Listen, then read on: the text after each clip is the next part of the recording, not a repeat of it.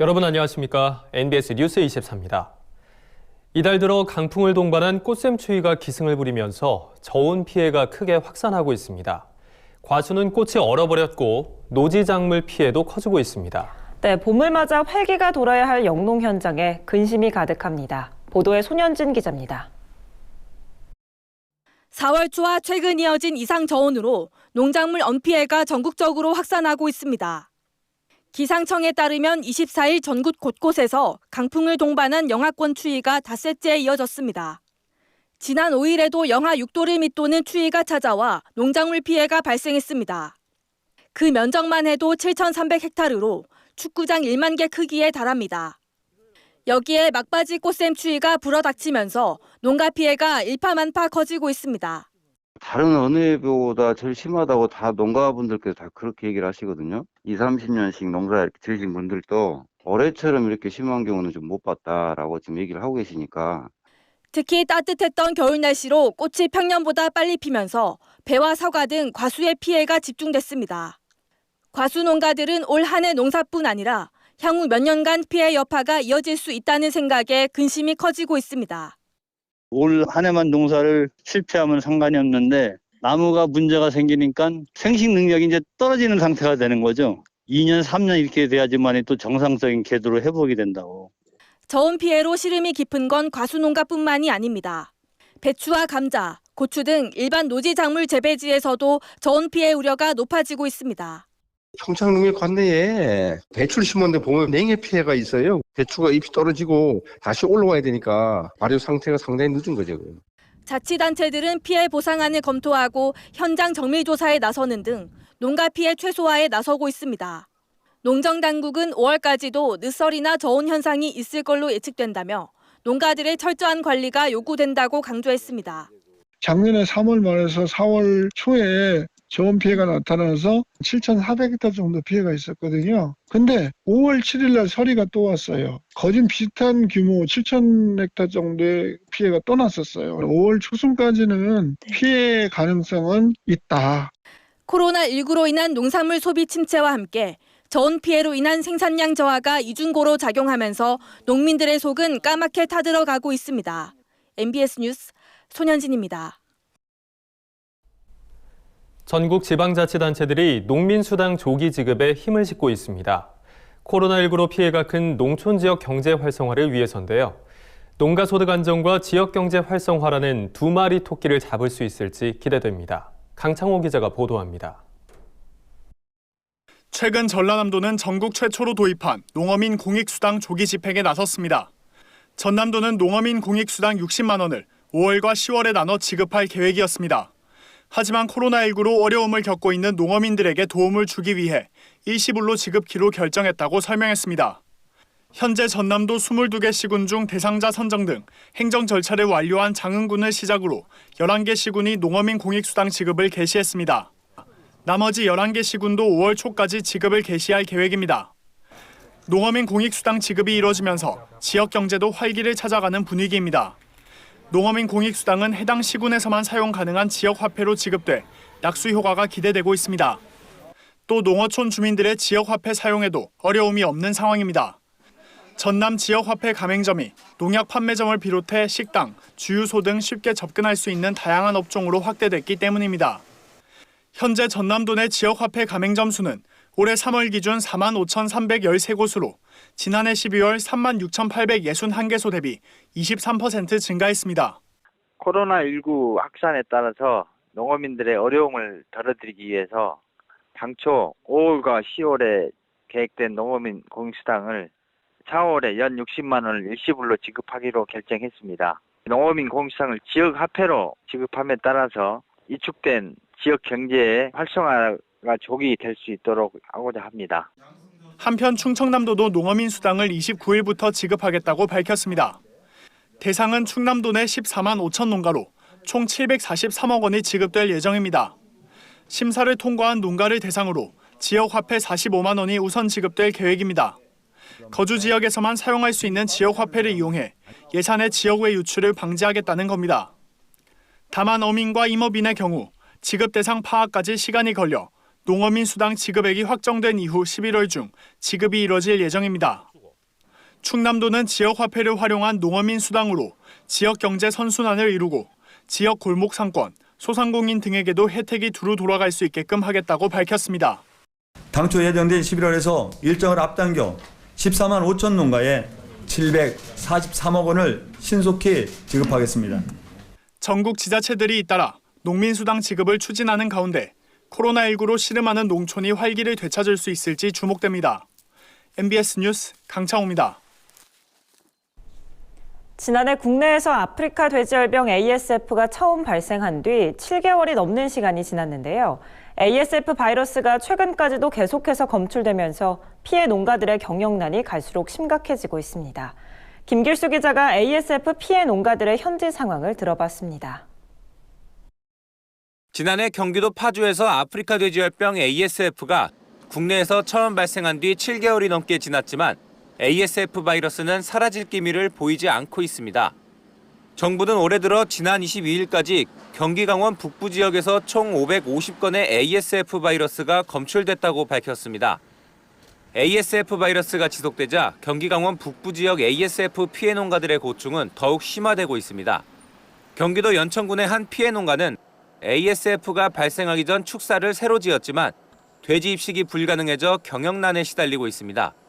처음에 시설을 지을 때 많은 비용이 들어갔잖아요. 그 상태에서 저희가 잘못한 것도 아니라 그 ASF 때문에 방역대회 설정해서 저희가 살처분을 당한 거잖아요. 그러면 이 많은 이자와 원금을 감당할 길이 없는 거잖아요. 지금 당장에. 합의자가 거의 40만 원씩 쌓이거든요. 또 다른 피해 농가는 ASF로 돼지 입식이 계속 미뤄져 사료값을 갚지 못해 현재 경매 절차가 진행 중입니다. 아프리카 열병 오면서 빨리 입식이 될 줄 알고 순순히 살처분을 했는데 계속 이렇게 늦어지다 보니까 사료회사에서도 어쩔 수 없이 이제 경매를 진행을 한 것 같아요. 저희 입장에서는 암담하죠, 진짜. 이 같은 농가들의 생계 위협에 대비해 정부는 생계안전자금 및 경영안전자금 등 대책을 마련했지만 피해 농가들은 턱없이 부족하다는 입장입니다. 생계안정자금은 대다수 60% 정도 되는 농장들이 67만 원 정도를 수령받고 있어요. 한 가정당 67만 원. 그거 갖고 이제 생활을 해야 되는데 뭐 아시다시피 그건 좀 불가능한 상황이 됐고. 이에 더해 피해 농가들 사이에선 정부가 최근 발표한 경기 강원 북부 지역 축산 차량 출입 금지와 내부 울타리 설치 방침에 대해서도 불만의 목소리가 나왔습니다. 아니 농가에 대한 부채에 대한 부분은 생각하지도 않고 무조건 하라고만 시키니 지금 길거리에 안질판인데 신용들 다들 지금 빚이 산더미같이 있어요. 그 고충들을 누가 알아주는 사람이 없어. 근데 거기다가 돈을 또 들여서 내 물타리를 또 치라고 하니까. 이처럼 ASF 피해 농가들의 경영난이 심해지는 상황에서 정부는 방역을 위한 정책도 중요하지만 농가들이 경영난을 이겨낼 수 있도록 돕는 현실적인 대책 마련도 시급해 보입니다. MBS 뉴스 김길수입니다. 가정용 달걀의 선별 포장 유통 제도가 1년간의 계도 기간을 마치고 25일부터 본격 시행됐습니다. 앞으로 가정용 달걀은 반드시 식용란 선별 포장장을 거치게 됐습니다.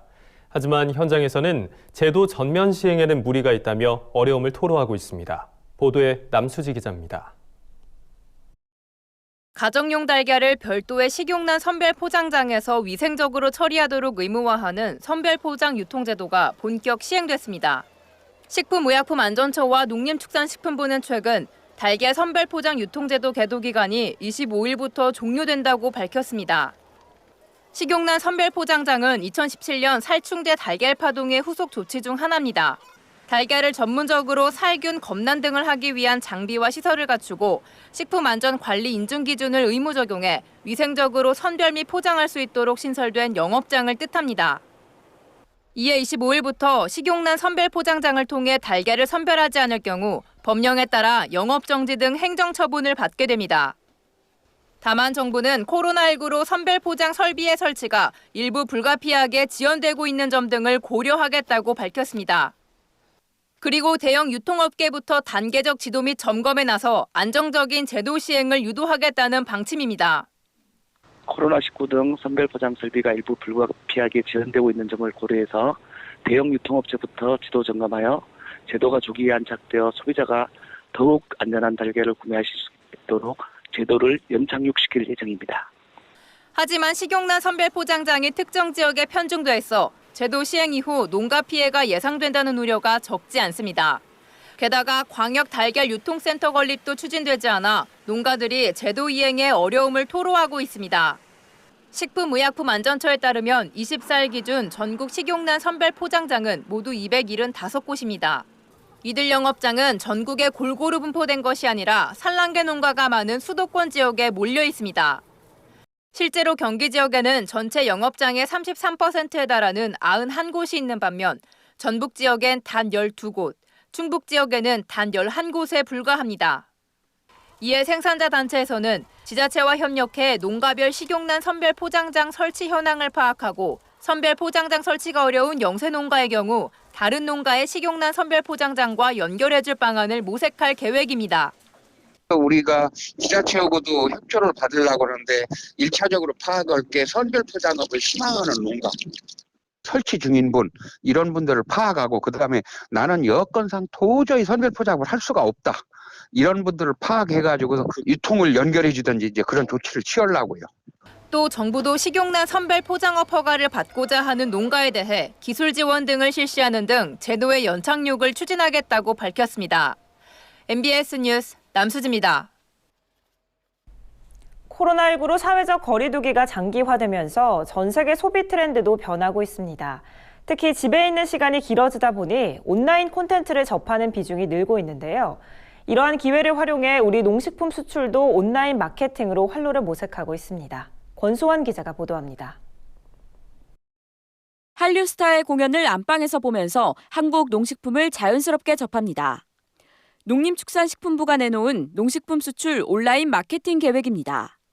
농식품부는 코로나19 장기화로 해외 소비 지형이 급변함에 따라 기존의 농식품 오프라인 홍보 사업을 비대면 온라인 마케팅으로 전환하겠다고 밝혔습니다. 먼저 뉴욕과 도쿄에서 열릴 예정이었던 K-콘서트가 온라인 공연으로 전환됨에 따라 실시간으로 공연 영상이 송출될 때 한국 농식품을 홍보할 계획입니다. 한류 콘텐츠와 연계해서 후기를 이렇게 올리게 한다든지 아니면 우리 제품을 알릴 수 있는 이벤트를 하는 방법을 통해서 차들의 건강함 이미지 이런 것들을 식품이 갖고 있는 그 좋은 기능을 좀 연결시켜서 구매로 연결될 수 있도록. 또 10조 원 규모에 달하는 중국 동영상 플랫폼의 한알령이 해제됨에 따라 중국을 대상으로 동영상 마케팅에 집중할 계획입니다. 이에 따라 K-팝 스타 온라인 버스킹, 홈트레이닝 동영상 플랫폼 등 많은 사람들이 시청하는 플랫폼에서 떡볶이, 스낵류, 인삼 등을 간접 광고하게 됩니다.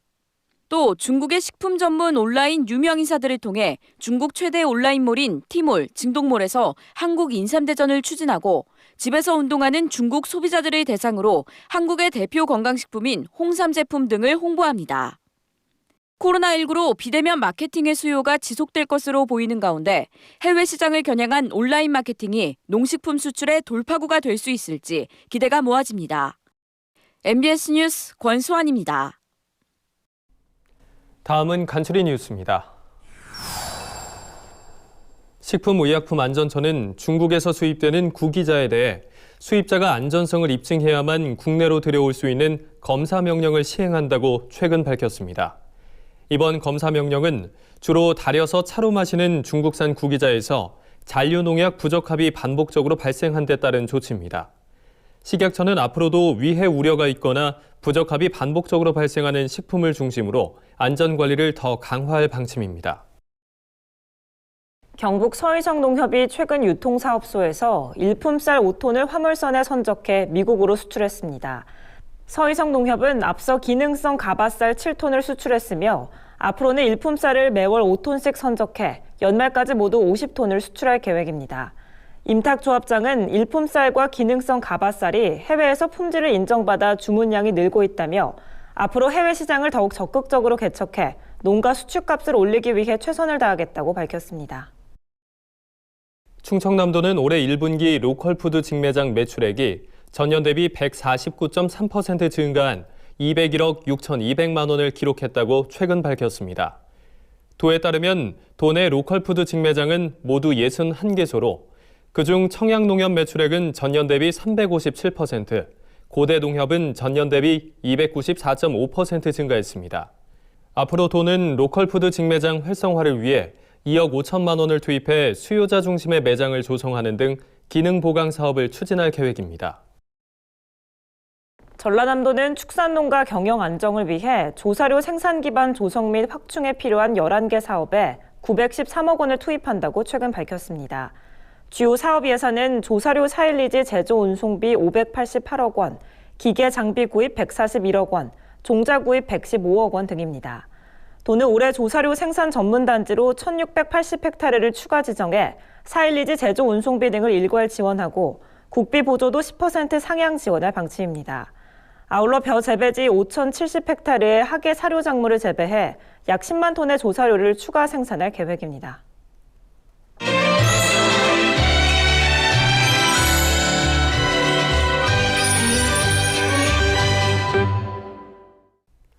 매주 월요일 우리 일상의 다양한 테마로 꾸미는 문화산책 코너입니다.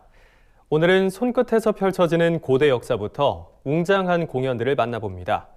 첫 순서는 고대 베트남 오게오 문화를 생생하게 경험하는 시간입니다. 남수지 기자입니다. 해외 직구라는 말 들어보셨나요? 온라인 해외 사이트를 통해 원하는 제품들을 직접 구매하는 것을 말합니다.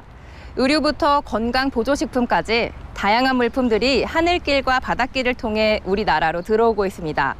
그렇다면 고대 시대에는 어떤 나라와 어떤 물품들을 거래했을까요? 구슬에서도 세공품에서도 정교함이 돋보입니다. 이 유리구슬들은 고대 베트남 오게오 유적에서 나온 유물들입니다. 국립해양문화재연구소는 오게오 문화를 온라인으로 소개하기로 했는데요. 오게오는 고대 베트남 남부에 위치해 무역의 중심지로 꼽히기도 했습니다. 우리나라도 오래전부터 바닷길로 베트남과 연결되어 있었는데요.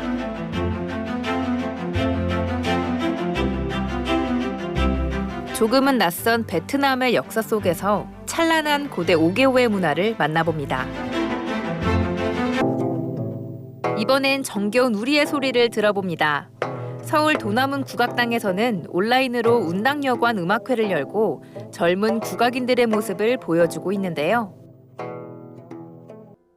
운당여관 음악회는 박귀희 명창이 실제로 운영했던 한옥여관에서 착안한 공연으로 1950에서 1980년대 예술가들의 아지트였던 운당여관의 역할을 서울 도남은 국악당이 재현한다는 뜻을 담았습니다.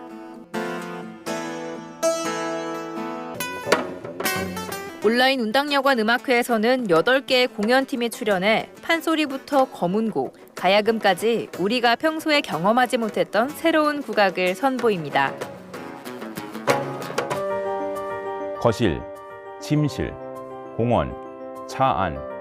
지금 여러분이 계신 그 자리 어디라도 연주회장의 객석이 될 수 있습니다. 음악에 빠져들면 선율을 흥얼거려도 되고 배가 고프다면 뭘 좀 드시면서 즐기셔도 좋습니다. 모두가 즐길 수 있도록 이루어지는 음악회. 지금 시작됩니다.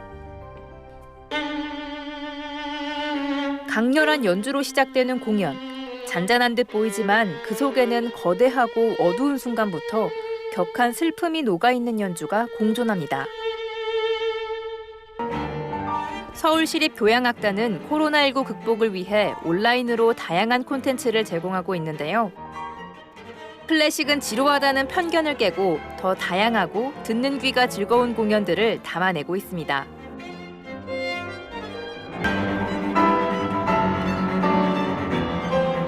돌아오는 휴일, 집에서 문화생활을 즐겨보시는 건 어떨까요? 지금까지 문화산책 시간이었습니다. MBS 뉴스 남수지입니다. 저희가 준비한 소식은 여기까지입니다. MBS 뉴스 24 마칩니다. 함께해 주신 여러분 고맙습니다.